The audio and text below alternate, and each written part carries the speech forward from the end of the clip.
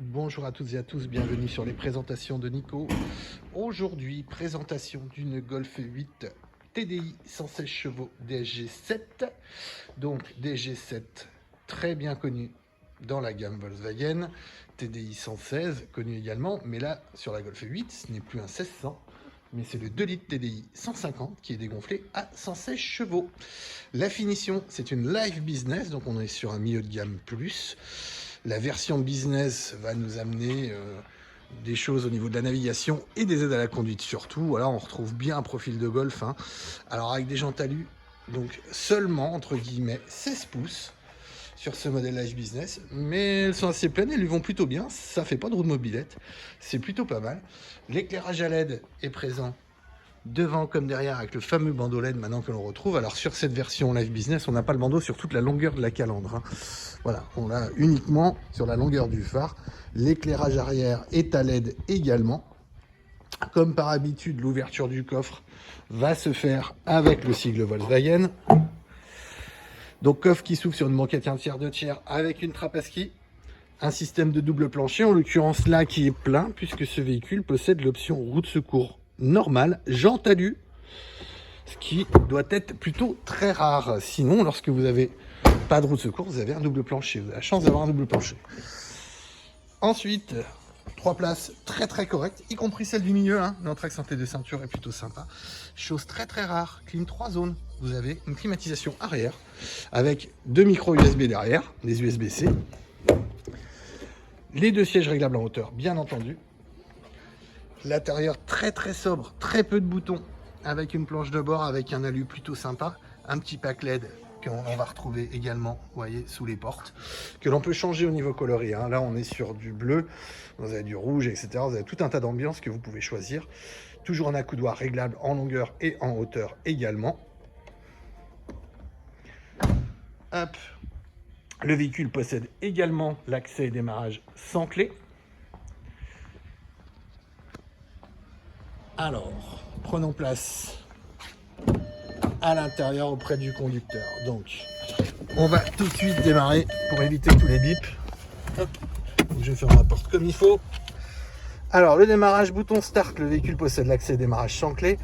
Donc, c'est le bouton start qui va nous permettre de démarrer notre véhicule. Les 4 vitres électriques, on connaît, on est sur les mêmes boutons que d'habitude chez Volkswagen, rétroviseur électrique, rabattable et dégivrant bien entendu. Les commandes de feu ont été modifiées, puisque maintenant c'est des commandes de feu tactiles pour choisir ce que vous souhaitez mettre, tout simplement. Avec les anti-brouillard arrière, plus d'anti-brouillard avant, du fait des full LED, puisque c'est éclaire très bien, donc il n'y a pas du tout de raison d'avoir des anti-brouillard avant. On a ici les désembuages qui sont là. Voilà, au cas où on a une panne d'écran, on peut quand même gérer le désembuage, ce qui est plutôt sympa. Donc avec notre accoudoir que l'on peut régler, prise micro USB par ici, plus donc la nouvelle clé de chez Volkswagen que l'on retrouve comme ceci, avec des commandes tactiles ici. L'assistant démarrage en côte, le frein à main électrique, le nouveau levier de vitesse. Donc si je pousse en avant, je mets la marche arrière, donc ma caméra de recul et mon aide au stationnement avant-arrière. Je peux passer sur D de l'autre côté, vous voyez D.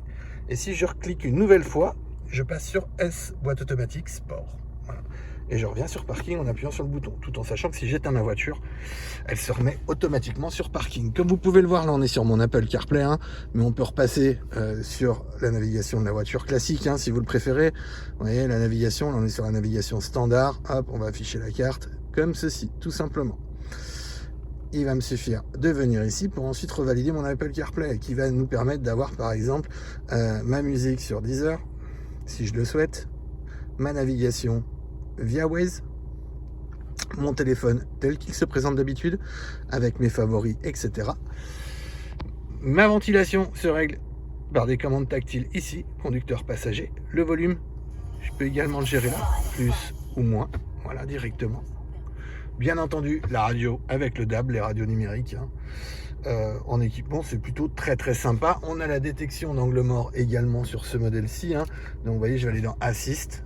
On va aller dans la liste ici. Par exemple, donc le Side Assist, c'est le petit point orange qui vient de s'allumer dans le rétroviseur. Vous avez le Line Assist qui vous permet de vous remettre dans les lignes. Le régulateur de vitesse est adaptatif. Vous avez la détection de signalisation routière, bien entendu. Alors tout ça, ça va se trouver ici, vous voyez, au niveau du virtual cockpit, avec un régulateur de vitesse adaptatif. Donc on va pouvoir choisir notre distance intervéhicule pour le réglage de notre régulateur. Les choses sont tout à fait bien visibles. Alors après, tout ça peut changer, hein.